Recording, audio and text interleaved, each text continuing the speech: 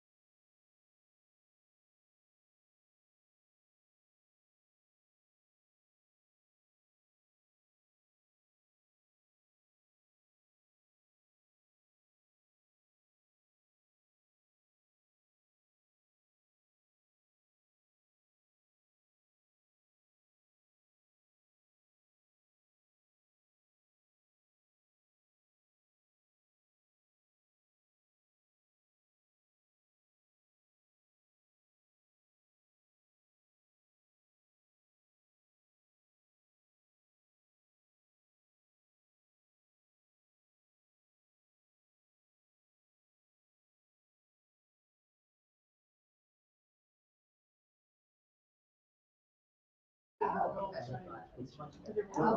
evening, everyone. Thank you for coming out tonight. We have a great presentation. I'm one of the presenters, so you know I'm just a little biased, but it's okay. So for those of you, does anyone not know me? I think everyone's been here before, right?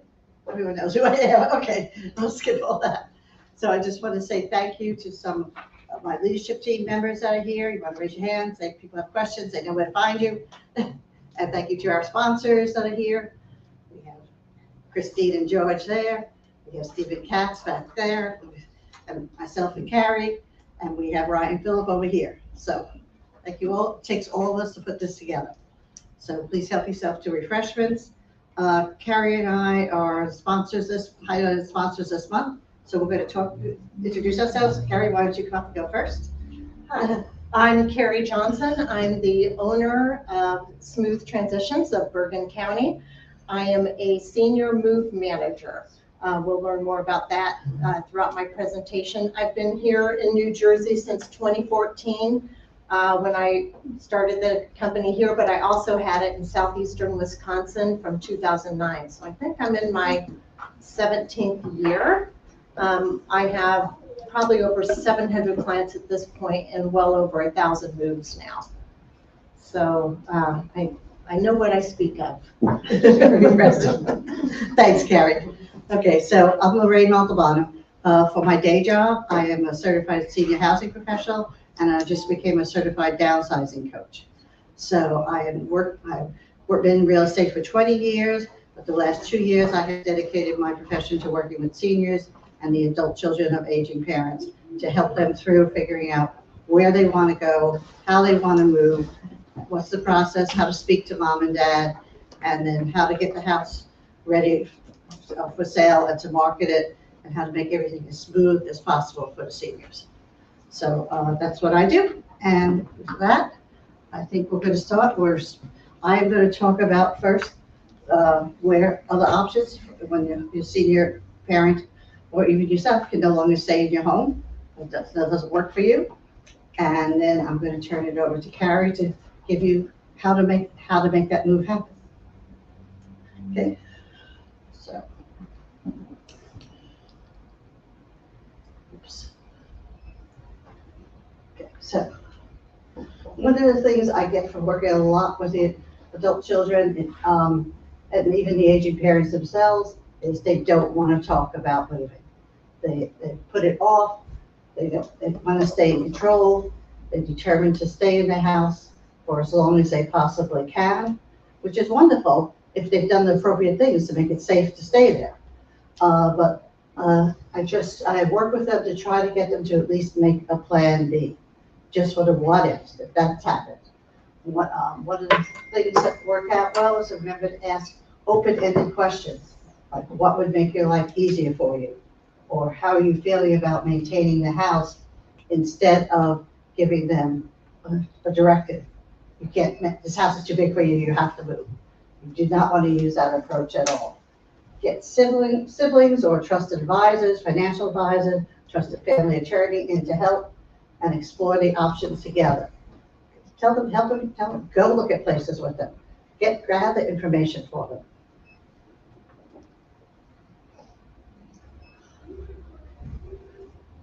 Cost of waiting. Some of the things that happen, if you should wait for a crisis mode, you may have fewer housing options available. A lot of places have wait lists. You can't always get in. If you move ahead of time before you need it, while you're still healthy, you have a choice of where you want to move to. Otherwise, you could wind up with less choices because there's no longer a wait list. Emergency decisions under stress, we all know we don't want to do that. We wind up regretting a lot of the things. If you need to sell the house to pay for the next move, you have limited time to get it ready and get it cleaned out. And it's a great emotional strain on the families. As we find many families have different agenda. One child may think mom and dad should do this. Another child think mom and dad should go there. And it's always a struggle. And older adults have more lifestyle options than ever before. And just because they are not aware of more of the recent trends, convincing them to explore these options can sometimes be challenging. A lot of people have going to an assisted living as they think they're going to a nursing home where their great grandmother may have went. So you have to overcome those fears. Some conversation starters, which I think are great. If you have a chance to work with these, it's a mom. I was talking to a friend, a coworker the other day. She mentioned that her mom is moving to a senior living community. She said it was something that her mom had been planning to do for a while. I'm curious of what's your thoughts about the community. Very just conversational, not telling them they should move, just kind of opening a conversation, and then you could bring it back another time, saying something else. Again, Mom and Dad, I hope that you both live here together forever, but some of my friends are helping their parents who are older than the two of you get, and just got me thinking about what ifs. I was wondering if the two of you ever talked about living anywhere else. Just kind of seeding the conversation, finding out what's going on. And this is a great one, Mom. I attended a seminar at a community called Brightview and in Paramus, and was impressed at how nice it was. I was thinking I might look into living there myself at some point. Have you ever considered a community like that for yourself? So all very easy going conversations. Okay. What are some warning signs that your parents may need more support and that home may not be the best place for them? Whether it's their home or could be in your home too. Noticeable memory loss or confusion, missed medications or medication management mistakes, weight loss or poor nutrition, hygiene, wearing the same clothes repeatedly, and that could be just a sign of, think about if they live in an older house, is their laundry downstairs? Are they not going down to wash their laundry because they're afraid of going down the stairs so that could be a problem right there. Frequent falls and mobility issues, withdrawal from activities, and difficulty maintaining their home. I'm sure everyone here could come up with at least 10 other, 20 other things that it could be signs that this is just a list of some things to look for. Just whenever you're visiting, just be observant, see if anything has changed or anything different out of the ordinary. Okay, so decision making. This clicker is very sensitive tonight. Decision making mindsets. Usually there are three types of moves that people make at this age. One is lifestyle and amenity based. This is their volunteering to make this move. They want to play, they want to go live by their kids, they want to go live in a resort community, they want to go down to Florida, they might want to live on a lake or a golf course. These are all they plan, they're happy about it, they're excited about it. The next is anticipatory moves. They realize they're getting older, maybe usually in their mid-80s, and they're thinking like, I'm healthy now, I don't know how long I'm going to be like this. Let me find some place where I might want to move into where I can enjoy it now while I'm healthy, but that I can age in place as things progress. And then there's the crisis move, which we all know about and would really like to avoid. Okay. So let's talk about some senior living options. They have evolved, as we all know. We see another senior living community coming up all the time. We have Brightview opening Joy's Farm here now in Paramus. We have 55 plus rental communities all over the county. So there are a lot of options to do. I would say take your time, do your research, visit places different times of the day, ask detailed questions, visit all levels of care, not just independent if you're going independent. Look at what assisted and what memory care is in case it's something you might need in the future. And so I'm just going to quickly go through some of the senior living options available. So first we have planned adult communities. They're usually clusters of apartments, condominiums, single family homes. They're built around services and amenities. Usually they have an HOA, so you have a monthly fee aside from the cost that it costs you to buy the home. So you have an HOA fee, but you have someone to maintain the community, maintain all the houses, the outside of the houses, the landscaping, and it makes they really promote it as recreational communities. It's a lovely lifestyle, doing something that you enjoy. Then we have continuing care communities, such as CCRCs. They are known as, I would say, life care communities. Basically, they are on a campus, and the idea is that you could go through every level of care on that campus without having to move. So you would start in independent living, and then you can move into another building, which is assisted living if you should need it, or memory care. And there's also a skilled nursing care building also. One spouse can stay in one level of care, another spouse can go in another level of care, and they can visit each other. But it's great. Downside is it does have a move-in fee, a very hefty move-in fee, and then you have a monthly rent. If you buy something that one of their lifetime care guarantee, like insurance, your basic monthly rent never changes. It stays the same no matter what level of care you're getting, except for cost of living increases. So that's one type of community to consider. I am going to just point out, if you're thinking, I know I had someone that wanted to go in there that was independent, but they still needed an aide a few days a week, a few hours. They cannot bring an aide into the independent living community part of it. So it really is truly independent living. Independent senior living communities, okay, they do not have to be state licensed if they're just truly independent, but they do not provide any health care services. They won't even give you a Band-Aid sometimes. They're really designed for ages 55 or 62. Usually they're much older adults that are choosing to move there. It all depends on market conditions, availability, how many amenities they offer. So do your research. Prices vary widely. They do offer some personal care services, such as a hair salon or nail salon. They have kitchens, so you can actually cook in your own apartment. They may provide you with one meal a day. They have laundry facilities. I mean, there is 24-hour security.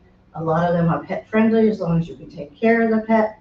If you don't drive, they have transportation that they can take you to different areas, local areas, and sometimes they'll arrange outings. So that's another community to consider. And then we have assisted living community. They're for someone that needs more supported independent living. They do not, but they don't need 24-hour nursing. They still have to be able to be at a lower level. Their assistance with their ADLs could simply be bathing, dressing, grooming, medication management, toileting, and transferring. The apartments are usually smaller than independent living. They may have a kitchenette and a microwave, but you cannot cook in these units. And the meals are all in a common dining area. And again, they have housekeeping, but they also do your laundry for you. They all promote social activities. All these communities are based on trying to have some social activities, some exercise, and some have PT and OT. And these are state licensed in New Jersey. I think we all know memory care communities. They're all designed for people that have suffering from Alzheimer's disease or other dementias. They could be part of another living community, part of an independent, assisted, and some have memory care, or they could be standalone community like Harmony Villages here. They have secure environments, so they prevent someone from wandering out. They offer specialized care and programming, and many of them offer also programming for the family members to learn how to deal with their loved ones suffering from dementia. And their licenses, they're licensed here, but they obviously vary state by state. Long-term health care communities, what we used to call nursing homes. They're for someone that needs a higher level of medical and personal care. That's 24-hour care. They may help with grooming, they may help with feeding, they may help with medication, they may need physical therapy, occupational therapy, other medical services. They can be used short-term just for a rehab out of a hospital for a rehab, or they can be a long-term, and that is your home. residential care homes, also called room and board. They're usually more a single standing home. They're in residential neighborhoods. I'm sure you've seen the signs around on some of them. You know, Fox Trails around here is a memory care one.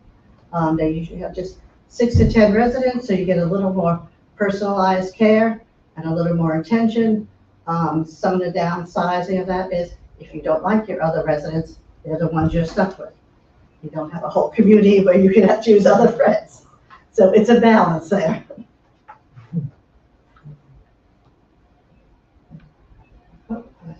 Okay, subsidized public senior housing. Okay. We all know that there's just not enough housing, low-income housing around.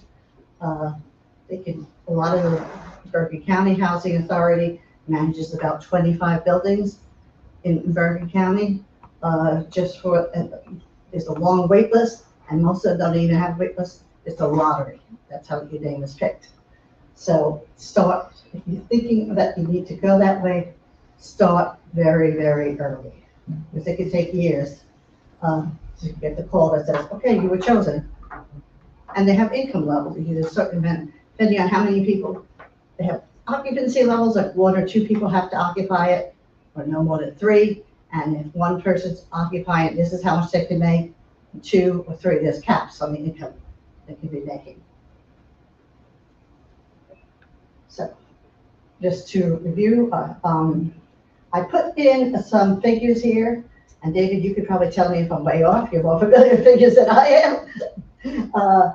But just to kind of give you an idea of how, like the level of care, how much it jumps up from one area to the other. So like if we did, I don't active adult communities, there's too many around to give you an idea on that. But independent could go from 3,500, and that could be even an independent rental community. That's your month for the apartment rent, up to about 6,000 plus. Assisted living can go anywhere from 7,000 to 9,000 plus. Memory care goes up to 9,000 to 11,000 plus. You know, these all depend on how much care each person needs. If you need a little care, it's a lower end. If you need a lot of care, it's obviously going to be higher. Nursing homes can go up to 12,000 to 15,000. And then boarding care for smaller home-like environments can go 5,000 to 8,500. Am I off, David? Pretty close. Okay. David is a senior. I'm gonna go in. Senior Care Authority. Yes. And he helps seniors and their families locate appropriate housing. He knows the communities inside and out throughout Bergen County and other counties. Okay. Who pays for senior care? Obviously, most of them are private pay. So it's coming out of your savings or your retirement income, proceeds from the sale of the home, long-term care insurance, if you're lucky enough to have that, veterans benefits, Medicaid for qualified individuals, but there isn't much Medicaid accepted. If you have to go through the process, and Stephen, you have questions on that, and Stephen Katz is there for that, to talk about that. And we just lost this. Okay. I think that was about it. So any questions from anyone? Nope. You all know it all, so you're expert students. Mhm. Okay, I am going to turn this over to Karen.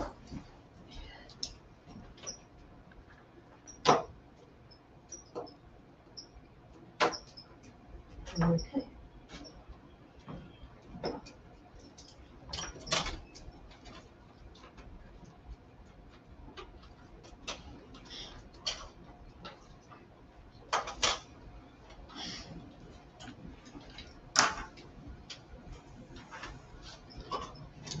Oh, aging eyes, right? Yeah.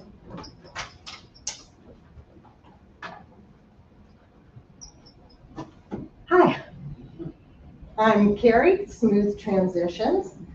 Tonight, we're going to talk a little bit about the downsizing process, but I know that in April, Hope is going to be presenting a lot more information about downsizing, keeping in mind that there are so many different ways to downsize and rid yourself and straighten out your home and declutter and things like that.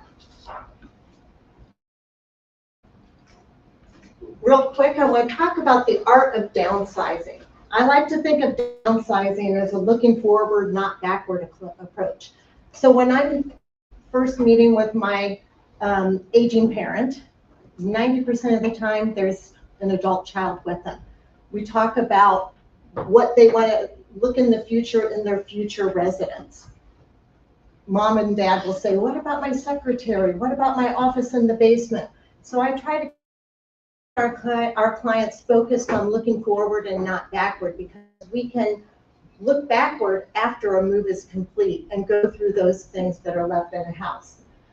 I like to declutter and downsize room by room so that there's a sense of accomplishment at the end of finishing a project. I like to look at downsizing with design in mind. So if the client is moving out of their home, what do they envision their new space to look like? Do they want a 2-bedroom with a den or a 2-bedroom with 2 bedrooms? So we try to think like that. I want them to create space for joy.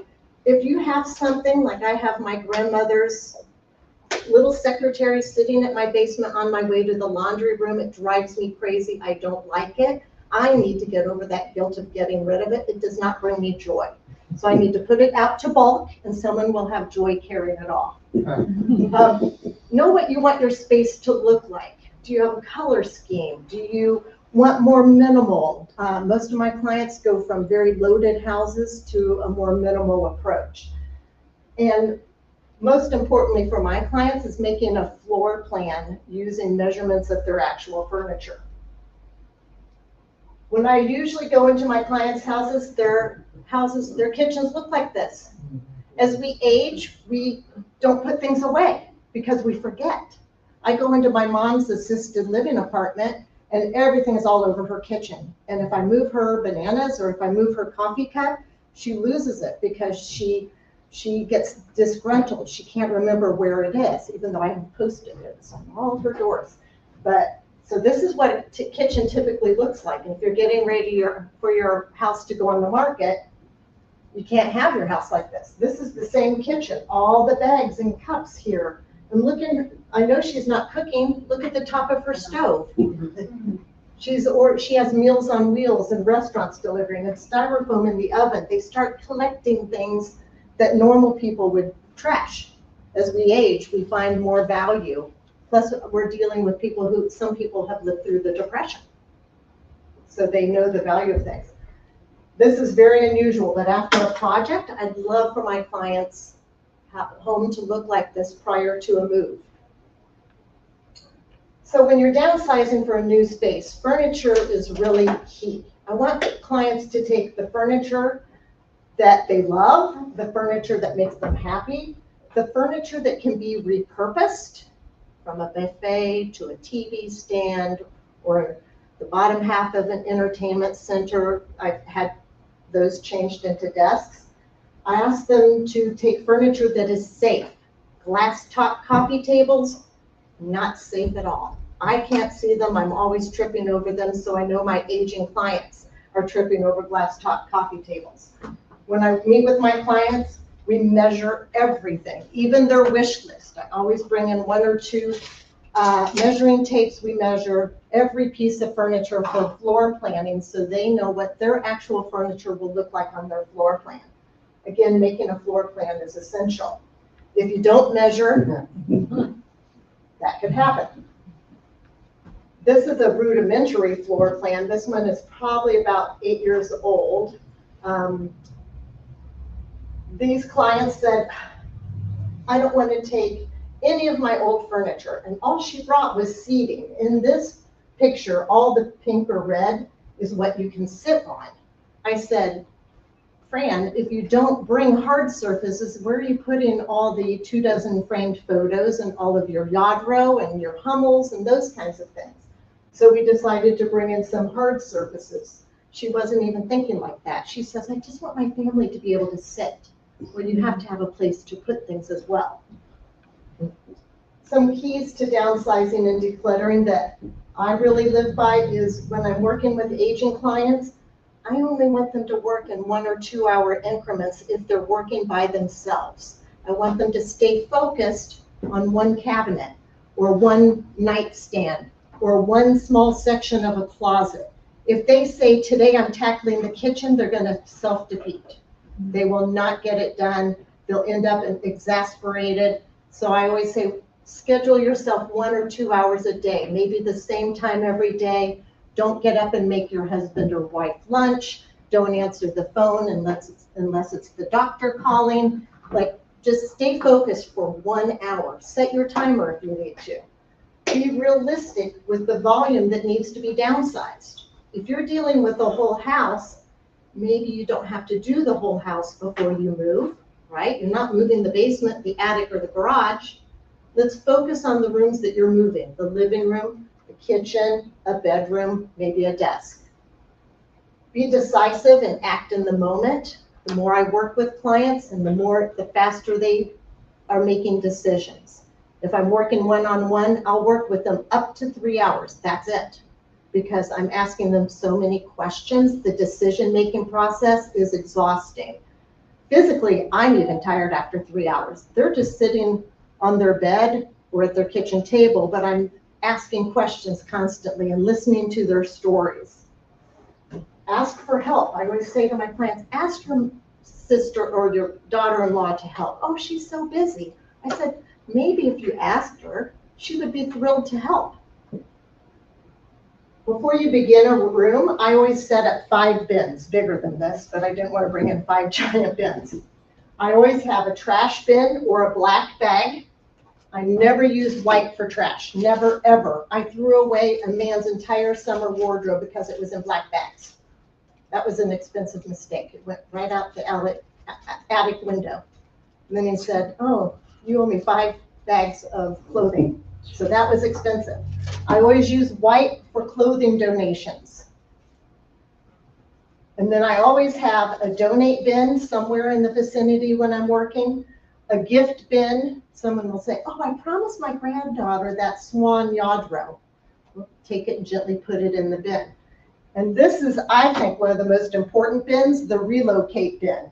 That means you're sticking in your area. And let's say I know this goes to the garage and it's sitting on my nightstand. I put it in the relocate bin until the end of my work session. And at the end of my work session, I walk around the house and I put the things back from this bin where they belong in the house. That prevents my clients from getting up and going to the garage and then going to the bedroom. See, they're creating an exhausting web, and that's why people don't get the task done, because they're putting things away.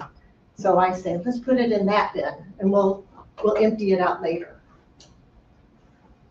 I always use green painter's tape to tag things very carefully. I tag things with green tape that is going with them. I don't put it on wood finishes. I'll put it on a drawer knob or something like that. But green tape equals go. Sometimes I'll have different color tapes. Blue may be donate, or she's thinking about it, it's a question. Pink may be going to a granddaughter, whatever. I have different color painter's tape, but the most important one for my client is the green. Simple color coded system. I walked in and this woman had tagged the table, the wall was tagged next to the art. Green is go. She did her homework. So I'm going to go quickly through some top 10 tips. Start early, end happy. The sooner you know or feel like you are wanting to move or putting your house on the market, start today. Start tomorrow, but start soon. It's never too early to begin the downsizing and cleaning out process, because we have houses that we've been in 50, 60 years. There's a lot of stuff to conquer. Start with the easiest area. I'll have some people say, I'm going to start in the basement. Why? First of all, you're never down there. So now you're dredging up all these memories, and then all of a sudden, all these Christmas decor and all these things that you haven't looked at in 20 years, now you're interested in again. Don't do that. So start easy. Start in your linen closet. All the linens in the back, pull them out and donate them to a shelter. They go in the donate bin. Start simple. After conquering easy areas, then you can ask your family or a professional like myself for help in the attic, the basement, the garage. Get generous with your things. You don't need to move all these lamps if you have 4 others that are actually working. Now, a lot of senior living communities don't have overhead lights, so I always check that out. When I visit them, they have overhead lights in the kitchen, in the entryway, and in the bathroom, but they don't have them in the bedroom or in the living room. So we do need to light the corners of the room, but too many lamps, not necessary. Saving your memories. This is probably my client's biggest concern. And they feel like they need to get their photographs and papers in order before they move. I always say, let's pack the photographs, put them away. You can tackle them on a snowy day after your move. But for you to sit there and sort by decade or event is really a long process. And you probably need your kids' help. And you probably need them to say, Mom, I don't need to see photographs of your 2 trips to Italy unless you're in the picture. Right? We don't need to see the Spanish Steps with no one that you know on the Spanish Steps. So I say, put those pictures aside. When we pack them, we'll label them do not unpack family photos or trips to Italy or whatever they are, so that the kids, adult children, and my clients know what that is. Same thing with DVDs and things like that. Let's just pack them, take them with you. We can always figure that out later. Space plan ahead. I like to obtain a floor plan for my clients. I do use a software if the residence doesn't offer a plan. I'm moving a woman to Daughters of Miriam in Clifton. They had no floor plan, so I just went in with my scanner and scanned the apartment, and I was able to draw up a sketch for my client. My client realized everything will fit but one end table. We were both shocked, and it left her enough space. She's in a wheelchair that she has access all around her residence. Early decision-making regarding the furniture you are moving simplifies the downsizing process, because we want to clean out the furniture that you're moving. We don't need to clean out the furniture necessarily that you're leaving behind, but we want you to get moved safely with the furniture that you want to take. Here's a floor plan that my scanner did. It created this floor plan, and then I added my client's furniture, desk, bookcases, so that when she walked in, it was not a surprise at all. She knew exactly where everything was supposed to go. Here's an example of a client we floor planned. He didn't think that he could have a floating sofa and walk behind it. And we were very easily able to get a sofa in the middle of his living room on his way back to his second office. And this is his office back around that corner. And it turned out beautifully. Here's an example of repurposing furniture. My client had I think 6 filing cabinets in her basement filled with files that were in accordion files by year. And I said, let's take the last 7 years and see if those files will fit in your buffet. This is in her home in Wyckoff. This is at Brightview Paramus. This buffet on the left and in the middle are filled with her files. And then on the right were all her games. And it turned into a TV stand. Take control. I always encourage my aging clients, take control of your situation. You be the boss.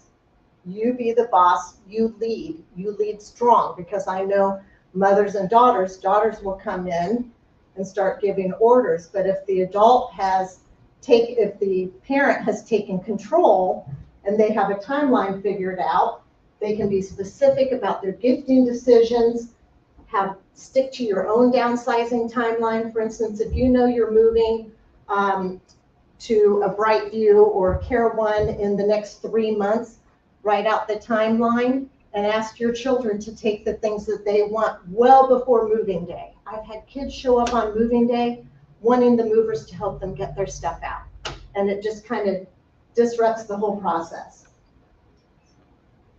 One thing that I encourage my clients, sort, don't pack.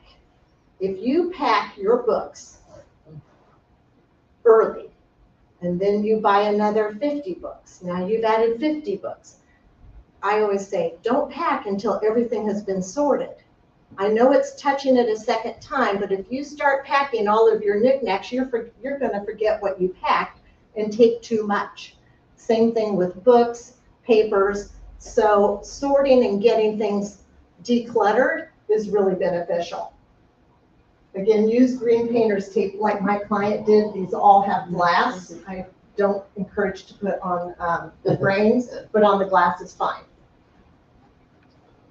Things to consider when sorting. Be realistic. When's the last time I used it? Will I need this item again? Is this item necessary for my daily living? Is this item safe for me to use? Step ladders are the bane of my existence. All my clients want to move them. No one over the age of 70 should be on a step ladder, and I encourage them to ditch them. And they'll sneak it in, put it in a closet, and then I'll have their kids take it out of the closet. Does this item still fit, and is it in style? I've had women that have 5 or 6 sizes in their closet. I have 2 or 3 sizes myself. Just get rid of what doesn't fit currently. Is it functional and easy to use like China? China is a big thing for my clients. I encourage a lot of them just to take it and use it as their everyday dishes. Why not? Put it in the dishwasher. What are you saving it for? Your kids, your grandchildren don't necessarily want it, so let's start using it. And a lot of them get great pleasure in having their china as their everyday dishes. Sort, don't pack. Again, I have a tabletop test. If I have a client move into a 2-bedroom apartment, I'll say, you can fill up the dining room table without any leaves in it. Once you have knickknacks on that dining room table, that represents 2 bedrooms and a living room and includes framed photos. Everyone has a million framed photos of their grandkids and their children. Once that tabletop is full, you've kind of maxed out your space. For a 1-bedroom, I usually encourage half of a dining room tabletop. And look at, once it's sorted, go through everything and look at it a second time. You may change your mind. Let a professional pack your belongings. You're going to be using bubble wrap, but let a professional come in who knows how to professionally pack, who's packed hundreds of households, and get those things safe inside boxes that can be transported by guys with dollies, and they're knocking boxes. We want things to get there in one piece. So let a professional unpack as well. Unpacking and packing and unpacking are the bread and butter of my existence. What we do for our clients is pack day 1, move and unpack day 2. It's a 2-day process. It's kind of phenomenal when they walk in and their stuff, their art's on the wall, their bed is made, their TV's operational. It's a magnificent reaction to watch them get so excited that their stuff has been relocated in 48 hours. It's all done. Work in small chunks of time. Again, 1 to 2 hours max. Set yourself an appointment, set an alarm, whatever you need to do, and start this process long before your move so that you don't have the last minute stress of the rush to move. Develop a realistic plan. Maybe say, over the next 2 weeks, I'm working in my kitchen. Over the next week, I'm working in my bedroom. Like, map it out so that you can get it accomplished. Tackle the areas that you know you're moving, leaving the attic, the basement, and the garage for last. Because chances are you're not moving your tools, all your Christmas decor, things like that. Think strategically. So I always encourage my senior clients, if you can afford to, move before you list your house. It's very difficult for a senior to get out of the house when a showing is coming in. I'm always they're always in a rush and or they want to hang around during the showing, which no one wants that to happen either. It's just very stressful to be living there while your house is on the market. Plus, I don't consider it all that safe. Even though I know people are accompanied by their realtors, I don't think it's safe for someone to know that an aging client lives there. Consider if you have enough household belongings for an estate sale. I recommend estate sale vendors all the time, which sort of changes up the sorting process. You're no longer necessarily donating. Maybe you're saving a bedroom for estate sale items. But I would have that conversation with my client during my consultation. Also think strategically about arranging a moving company estimate, or ask a professional like myself to do that for you. One of the things, marketing your home, some of my tips are, if you're financially able, move first, then list the house. It's anxiety feeling to be living there while the house is on the market. Interview at least 2 realtors. This is my mom's house in West Lafayette, Indiana. I interviewed 3 realtors. And they all stopped by her yard sale. We walked around the house, and that's how I found her realtor. Keep a laundry basket handy. If you are living there while the house is on the market, keep a laundry basket maybe on your kitchen counter. And if the showing is, you get a call for a showing, walk around the house, grab your book, your glasses, your empty coffee mug, your dirty laundry basket, and put it in the trunk of your car and drive away if you can. Grab your dirty laundry. There's nothing grosser than seeing dirty laundry baskets in the house that you're looking at to buy. So people never think of that, but I've seen all kinds of stuff. Ask for help. Don't be too proud or independent-minded not to ask your children. Ask your less bossy kid to be the assistant, or maybe a grandchild or a niece or a nephew. I have a lot of nieces and nephews call me and ask for help. Ask for assistance if you're unable to bend, reach, climb, whatever it is that you cannot do, ask for help. Don't injure yourself trying to get out of your house. Ask for help again in finding a moving company. I just want to talk real briefly on moving company IQ. Local moves are typically based by the hour. It's an hourly rate to move. A few moving companies in Bergen County charge by the project. They'll come in and look and see what you're moving and give you a fee. I don't love that. I like by the hour because I'm a move manager and I'm there on moving day, and those guys know I'm kind of in a hurry because my team is meeting me at Brightview to unpack. So come on, guys. We're not taking a smoking break right now. You've been here 45 minutes. Let's go. And they all get it. We work together very closely. The moving companies and I, we have a bonded relationship. I've given them a lot of work and they've given me a lot of work. So we know how each other operates. Interstate moves, on the other hand, are usually based on weight of a truck. So before they load you, they weigh the truck, they load the truck with your belongings, they weigh it again, and that's what you pay. So local move is usually based on the hour, long distance is based on weight and volume. And only hire a licensed and insured moving company. And even then, you can run into problems. There was a big article in the Post last week. I won't name the moving company, but I see them all over the place. They have a lot of disgruntled clients. If you need help, I won't go through all of this, but I offer a complimentary consultation and would love to meet with you and your parent or you and yourself and talk about the downsizing, the packing, and the moving process. And Hope will next month, go in much greater detail than that. And we'll probably give you all kinds of great tips. And I hope you've gleaned at least a few tidbits of information that will make this useful for you. Thank you, Karen.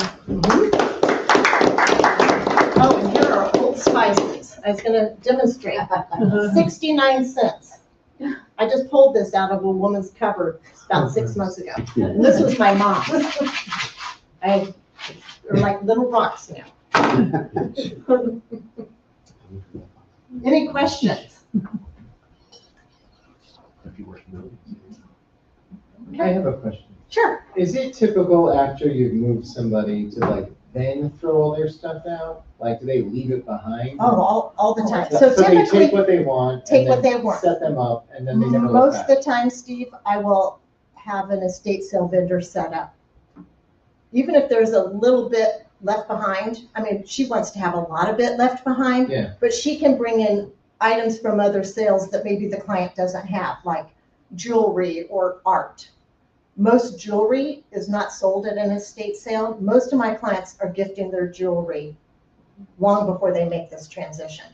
So after the estate sale, then whatever is left over, I work with different clean out vendors who will come in and empty the house all in time for it either to go on the market or to close.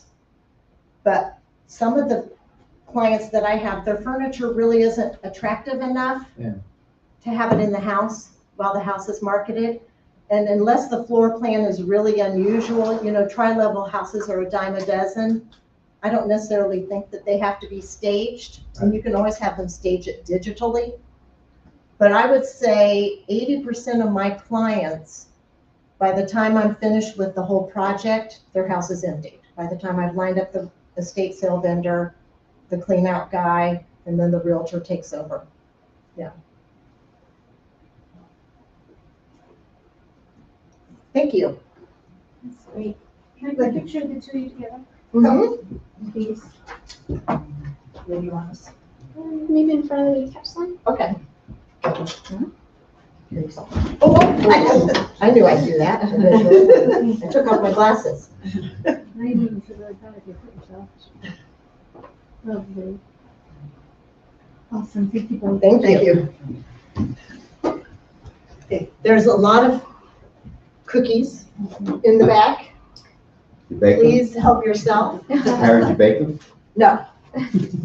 with those spices? Yeah. Yeah, clove cookies. And I can add to the spices. Yeah. Yeah, I opened a medicine cabinet just a couple of weeks ago and took a photograph of it. I should have put it up there. Merconium? Oh, yeah. Not merconium. Is it merconium? Yeah. That people used to put on. Dodger stuff, or whatever color. Yeah. That's, It was red or. iodine. Yeah, It was like an iodine. Mercury. Yes. I held up the bottle and of course my 40-something-year-old employee said, "What's that?" And I said, "Oh, wow, you missed out." It was a brown bottle. Yeah, Brown bottle, yeah. But it was all on her first shelf. It was like the poison shelf. I'm like, what is this doing on the first shelf? Wait, what's it for? Easy to reach. It was like an Like antiseptic. antiseptic. Yeah. Yeah. Oh, the iodine. Yeah. The orange stuff? Exactly. It was the orange stuff. Yeah. It was But the it brown was bottle. in, it was in this bottle with a ragged tag on it and My mother probably has. If you cut yourself, your mother would put it on it. It had yes. iodine in it, and Just and burn it would iodine. stain your Yeah. skin red Nasty. for weeks. So one thing I didn't talk about, and clothing is really difficult, especially for women. I'm sure, hope we'll cover this next month. But typically, we wear about 20% of our clothes 80% of the time. So when I walk into a woman's, you know, she may have 5 closets. She took over her husband's and her kids, and she has all her sizes. I know in her main bedroom what's front and center or what's in the laundry basket is what she wears. Those formal dresses to the right, the work blazers to the left are dusty and she doesn't wear them. And the shoes in the back she's not wearing. And she may say she is, but she's not because there's dust this thick. You know, and I always have that discussion, are you wearing heels any longer? You know, that kind of thing.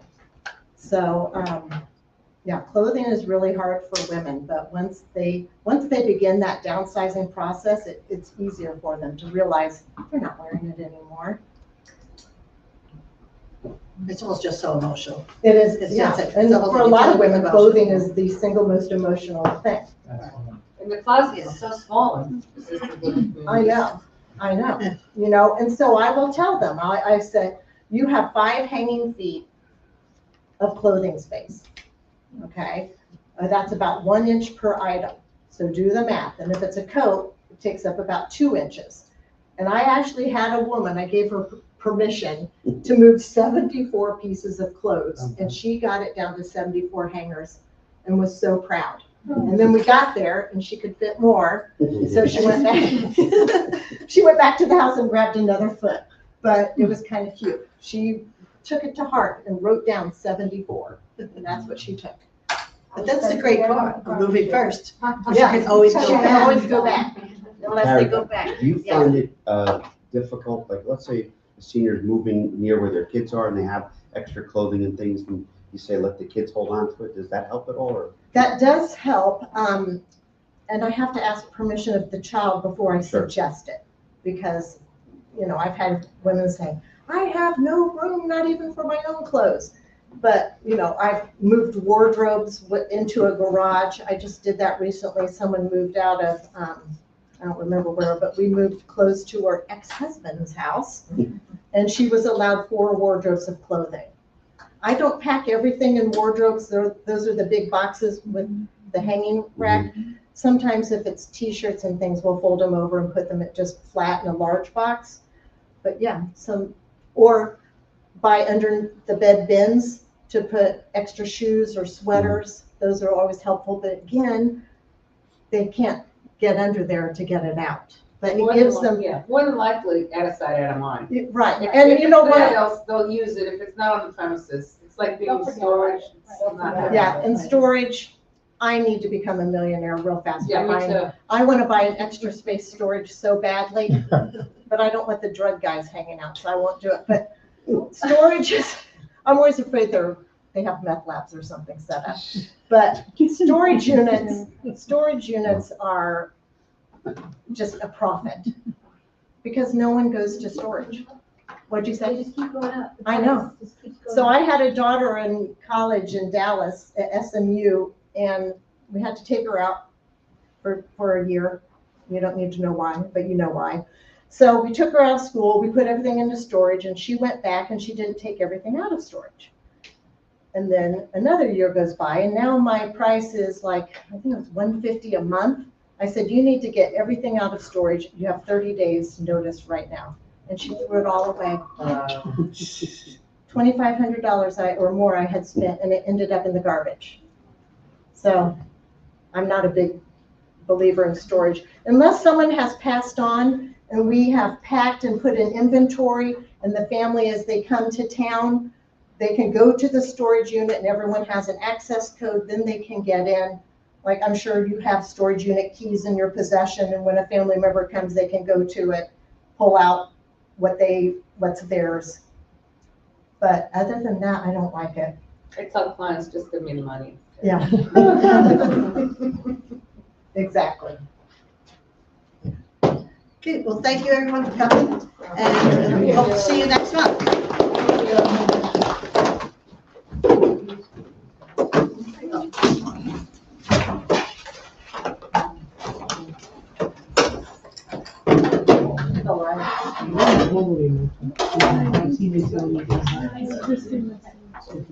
All right, thank you.